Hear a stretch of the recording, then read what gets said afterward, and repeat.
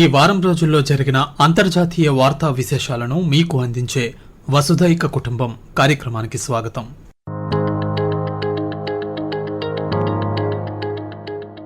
గత వారం రోజులుగా మధ్యప్రాచ్యంలో నెలకొన్న పరిస్థితులు ప్రపంచ దేశాల దృష్టిని ఆకర్షిస్తున్నాయి. అమెరికా, ఇరాన్ మధ్య నెలల తరబడి కొనసాగిన ఉద్రిక్తతల అనంతరం ప్రస్తుతం పరిస్థితులను మరింత దిగజారకుండా నిలువరించేందుకు దౌత్యపరమైన ప్రయత్నాలైతే కొనసాగుతున్నాయి.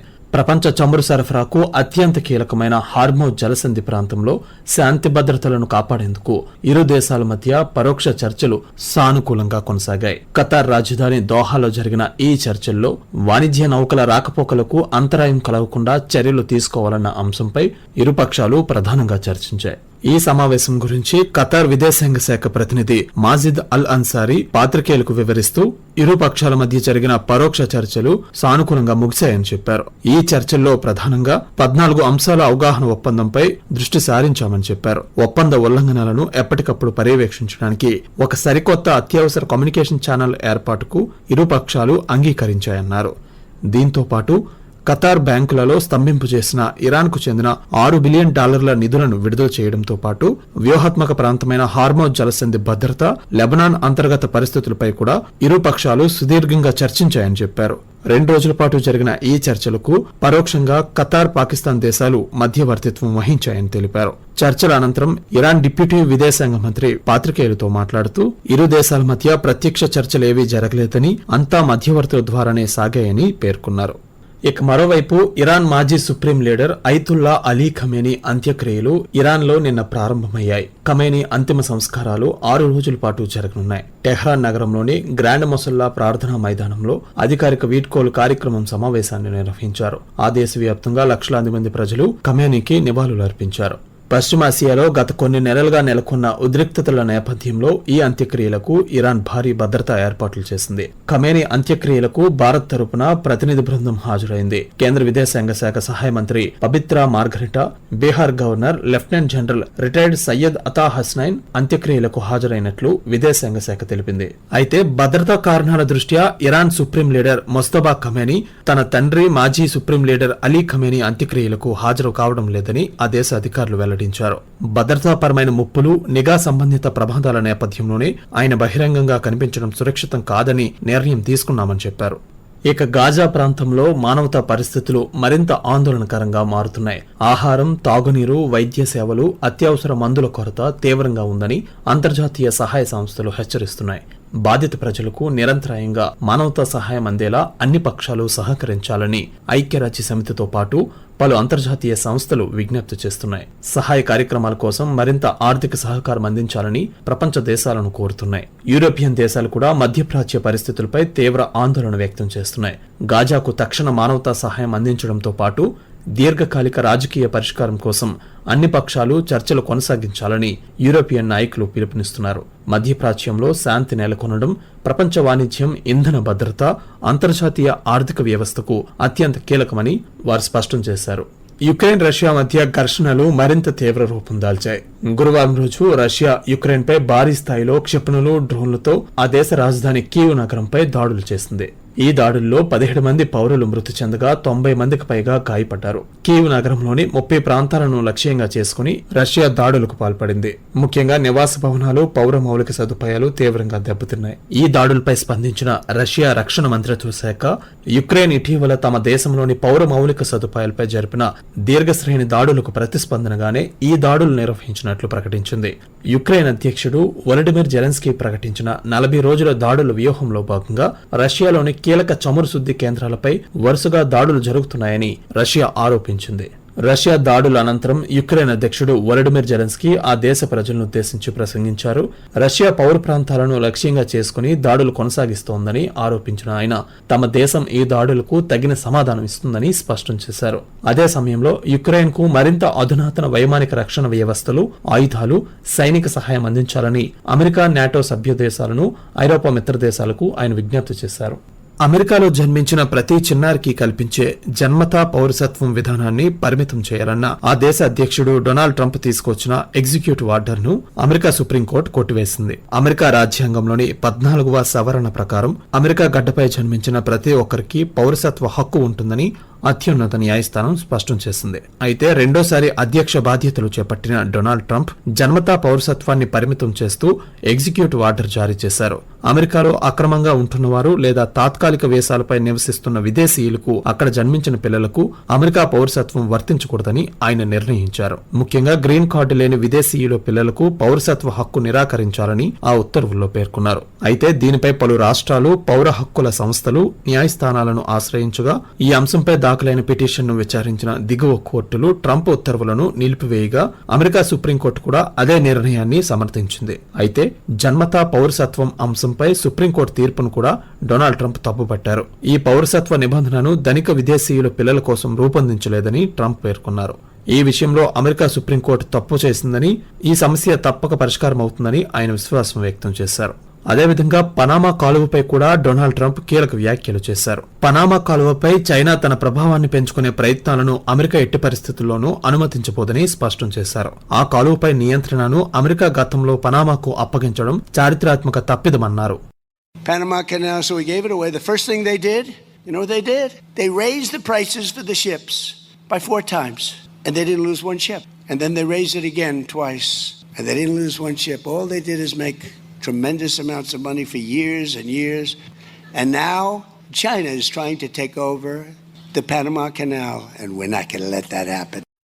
ఐరోపా వ్యాప్తంగా తీవ్ర ఉష్ణోగ్రతలు నమోదవడంతో హీట్ వేవ్ పరిస్థితులు కొనసాగుతున్నాయి. పలు ప్రాంతాలలో ఉష్ణోగ్రతలు అసాధారణంగా పెరిగి ప్రజలను తీవ్ర ఇబ్బందులకు గురి చేస్తున్నాయి. ప్రపంచ మహాసముద్రాలు కూడా చరిత్రలోనే అత్యంత వేడిగా నమోదైన జూన్ నెలను నమోదు చేశాయి. 2023-24 ఎల్ నినో సంవత్సరాల్లో నమోదైన ఉష్ణోగ్రతల కంటే ఈసారి సముద్ర ఉపరితల ఉష్ణోగ్రతలు మరింత ఎక్కువగా నమోదయ్యాయని శాస్త్రవేత్తలు వెల్లడించారు. ఇక గత జూన్లో నమోదైన రికార్డు స్థాయి తీవ్ర ఉష్ణోగ్రతల కారణంగా ఫ్రాన్స్ లో మరణాల సంఖ్య గణనీయంగా పెరిగినట్లు ఆ దేశ ప్రజారోగ్య సంస్థ పబ్లిక్ హెల్త్ ఫ్రాన్స్ వెల్లడించింది.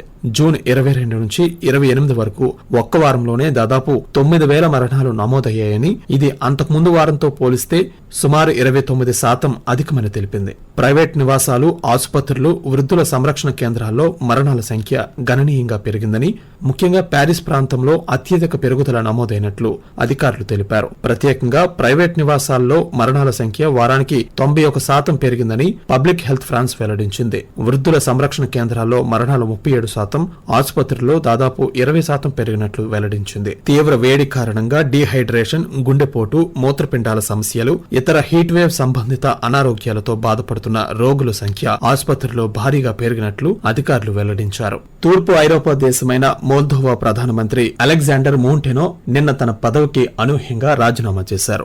దీంతో ఆయన మంత్రివర్గం కూడా రద్దయింది. 2025 నవంబర్లో జరిగిన పార్లమెంట్ ఎన్నికల్లో అధ్యక్షురాలు మాయా శాండుకు చెందిన యూరోప్ అనుకూల party of action and solidarity PIS విజయం సాధించిన అనంతరం ఆమె అలెగ్జాండర్ను ప్రధానమంత్రిగా నియమించారు. అయితే తన రాజీనామాకు గల కారణాలను అలెగ్జాండర్ ఇంకా స్పష్టంగా వెల్లడించలేదు. అధ్యక్షురాలు మాయా శాండు ఆయన రాజీనామాను ఆమోదించారు. త్వరలోనే కొత్త ప్రధానమంత్రిని నియమిస్తామని, అప్పటి వరకు అలెగ్జాండర్ తాత్కాలిక ప్రధానమంత్రిగా బాధ్యతలు కొనసాగిస్తారని తెలిపారు. కొత్త ప్రధానమంత్రి అభ్యర్థిని ఎంపిక చేసే ముందు పార్లమెంట్లోని వివిధ రాజకీయ పార్టీలతో సంప్రదింపులు నిర్వహిస్తామని అధ్యక్షురాలు వెల్లడించారు. వెనిజువెలాలో జూన్ 24వ తేదీన సంభవించిన భూకంపాల కారణంగా మృతుల సంఖ్య 2,595కు చేరుకోవడంతో ఆ దేశ తాత్కాలిక అధ్యక్షురాలు డెల్సీ రోడ్రిగెస్ 7 రోజుల జాతీయ సంతాపాన్ని ప్రకటించారు. ఈ విపత్తులో 12,000 మందికి పైగా గాయపడగా 189 భవనాలు పూర్తిగా ధ్వంసమైనట్లు అధికారులు వెల్లడించారు. గత వారం కారాకస్ నగరానికి ఉత్తరాన 7.5, 7.2 తీవ్రతతో 2 శక్తివంతమైన భూకంపాలు సంభవించి విస్తృత స్థాయిలో విధ్వంసాన్ని సృష్టించాయి. అనేక మంది ఆచూకీ ఇప్పటికీ తెలియలేదని అధికారులు వెల్లడించారు. సహాయక చర్యలు, గాలింపు కార్యక్రమాలు యుద్ధ ప్రాతిపదికన కొనసాగుతున్నాయని ప్రభుత్వం తెలిపింది. అమెరికా అంతరిక్ష పరిశోధన సంస్థ నాసాకు చెందిన స్విఫ్ట్ అబ్జర్వేటరీని కాపాడేందుకు కీలక రక్షణ చర్యలు ప్రారంభమయ్యాయి. క్రమంగా తన కక్షను కోల్పోతున్న ఈ అంతరిక్ష పరిశోధన కేంద్రాన్ని మరింత ఎత్తైన కక్షలోకి చేర్చేందుకు ప్రత్యేక వ్యోమనౌకను నిన్న విజయవంతంగా ప్రయోగించారు. నార్థ్రోప్ గ్రూమన్ సంస్థ అభివృద్ధి చేసిన లింక్ అంతరిక్ష నౌకను పెగాసస్ రాకెట్ ద్వారా నిన్న మార్షల్ దీవుల నుంచి ప్రయోగించింది. ఈ లింక్ అంతరిక్ష నౌక సుమారు నెల రోజుల్లో స్విఫ్ట్ అబ్జర్వేటరీని చేరుకుని దాని కక్ష్యను సుమారు 240 కిలోమీటర్ల మేర పెంచనుంది. దీంతో గామారే విస్ఫోటనాలు, సూపర్నోవా పేలుళ్లు వంటి అత్యంత శక్తివంతమైన ఖగోళ ఘటనలను స్విఫ్ట్ అబ్జర్వేటరీ మరింత కాలం పరిశీలించే అవకాశం ఉంటుంది. 2004లో ప్రయోగించిన స్విఫ్ట్ అబ్జర్వేటరీ ఇటీవలి సౌర తుఫాన్ల ప్రభావంతో వేగంగా ఎత్తు కోల్పోతోంది. దీంతో ఈ ఏడాది అక్టోబర్ నాటికి భూ వాతావరణంలోకి ప్రవేశించి దగ్ధమయ్యే ప్రమాదం ఏర్పడింది. ఈ నేపథ్యంలో స్విఫ్ట్ సేవలను కొనసాగించేందుకు చేపట్టిన ఈ కక్ష్య పెంపు మిషన్ కోసం నాసా $30 మిలియన్ ఖర్చు చేస్తోంది. పాకిస్తాన్లోని ఖైబర్ పఖ్తూన్ఖ్వా ప్రాంతంలో శుక్రవారం తెల్లవారుజామున ఒక బస్సు లోయలో పడిన ప్రమాదంలో 40 మంది మరణించారు. ప్రమాద సమయంలో బస్సులో మొత్తం 48 మంది ప్రయాణికులు ఉన్నారని, వారిలో 8 మందిని రక్షించి ఆసుపత్రికి తరలించామని అధికారులు వెల్లడించారు. బలూచిస్తాన్లోని క్వెటా నుంచి పెషావర్ వైపు వెళ్తున్న ఈ బస్సు ఖైబర్ పఖ్తూన్ఖ్వా ప్రావిన్స్ లోని డేరా ఇస్మాయిల్ ఖాన్ జిల్లాకు చేరుకున్న తర్వాత ఈ ప్రమాదం జరిగింది. బస్సు బ్రేకులు విఫలం కావడంతో పర్వత ప్రాంతంలోని ఒక మలుపు వద్ద డ్రైవర్ వాహనంపై నియంత్రణ కోల్పోవడంతో ఈ ప్రమాదం చోటు చేసుకుందని అధికారులు తెలియజేశారు. బాధితులను గుర్తించే ప్రక్రియ కొనసాగుతోందని షెరాని జిల్లా డిప్యూటీ కమిషనర్ వలీ ఖాన్ ఖాకర్ తెలిపారు. ఇదిలా ఉండగా ఈశాన్య థాయిలాండ్ లో జరిగిన మరో ప్రమాదంలో 9 మంది ప్రాణాలు కోల్పోయారు. తీర్థయాత్రకు బయలుదేరి రహదారి వెంబడి నడుచుకుంటూ వెళ్తున్న సాధువుల మీదకు 11 ఏళ్ల బాలుడు నడుపుతున్న పికప్ ట్రక్ దూసుకు వెళ్లడంతో ఈ ప్రమాదం జరిగింది. బ్యాంకాక్ నగరానికి 600 కిలోమీటర్ల దూరంలోని ముక్తహాన్ ప్రావిన్స్ కు చెందిన 35 మంది సాధువుల బృందం రోడ్డుకు ఒక పక్కగా ఒకరు వెనుక ఒకరు వరుసగా నడుచు వెళ్తుండగా ట్రక్ వారి మీదకి దూసుకు వెళ్లింది. ఉగ్రవాదానికి వ్యతిరేకంగా జరిగే పోరాటంలో ఎలాంటి రాజీ ఉండదని భారత్ ఐక్యరాజ్యసమితి వేదికగా మరోసారి స్పష్టం చేసింది. ఉగ్రవాదాన్ని ఎట్టి పరిస్థితుల్లోనూ సమర్థించలేమని, దాని అన్ని రూపాలను నిస్సందేహంగా ఖండించాలని పిలుపునిచ్చింది. ప్రపంచ ఉగ్రవాద నిరోధక వ్యూహం GCTS 9వ సమీక్ష సందర్భంగా జరిగిన ఐక్యరాజ్యసమితి సర్వసభ్య సమావేశంలో భారత శాశ్వత ప్రతినిధి పర్వతనేని హరీష్ ఈ వ్యాఖ్యలు చేశారు. ఉగ్రవాదాన్ని సమర్థించేందుకు ఎలాంటి కారణాలు వెతకకుండా దానిని నిర్మూలించేందుకు ప్రపంచ దేశాలన్నీ సమిష్టిగా కృషి చేయాలన్నారు. దశాబ్దాలుగా సీమాంతర ఉగ్రవాదానికి భారత్ బలవుతోందని, వేలాది మంది ప్రాణాలు కోల్పోవడంతో పాటు ఎన్నో కుటుంబాలు, సమాజాలు తీవ్రంగా నష్టపోయాయని హరీష్ పేర్కొన్నారు. Irrespective of any grievance, political cause or strategic calculation, terrorism in all its forms and manifestations must be condemned unequivocally. India would like to underline 6 key priorities. First, the international community must reject double standards in countering terrorism. Second, countering terror financing and strengthening implementation of FATF standards is vital. Third, misuse of new and emerging technologies by terrorists demands urgent attention.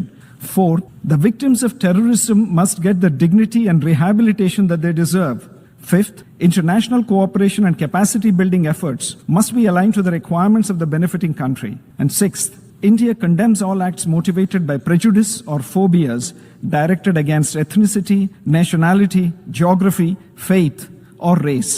ప్రపంచవ్యాప్తంగా వాతావరణ పరిస్థితులు రానున్న రోజుల్లో మరింత ఆందోళనకరంగా మారనున్నాయి. ప్రస్తుతం Pacific మహాసముద్రంలోని ఉష్ణమండల ప్రాంతంలో కొనసాగుతున్న ఎల్ నినో పరిస్థితులు రానున్న రోజుల్లో అత్యంత వేగంగా బలపడనున్నాయని ప్రపంచ వాతావరణ సంస్థ హెచ్చరించింది. ఈ ప్రభావంతో ప్రపంచంలోని అనేక ప్రాంతాల్లో తీవ్రమైన వడగాల్పులు, కరువు, అకాల భారీ వర్షాలు, వరదలు వంటి విపరీతమైన వాతావరణ మార్పులు సంభవించే ప్రమాదం ఉందని వెల్లడించింది. నిన్న విడుదల చేసిన WMO global seasonal climate update నివేదికలో జూలై నుంచి సెప్టెంబర్ మధ్య కాలంలో ఎల్ నినో మరింత బలమైన దశలోకి ప్రవేశించి తీవ్ర రూపం దాల్చే అవకాశాలు ఎక్కువగా ఉన్నాయని పేర్కొంది. దీంతో ప్రపంచవ్యాప్తంగా వాతావరణ పరిస్థితుల్లో గణనీయమైన మార్పులు చోటు చేసుకునే అవకాశం ఉందని తెలిపింది.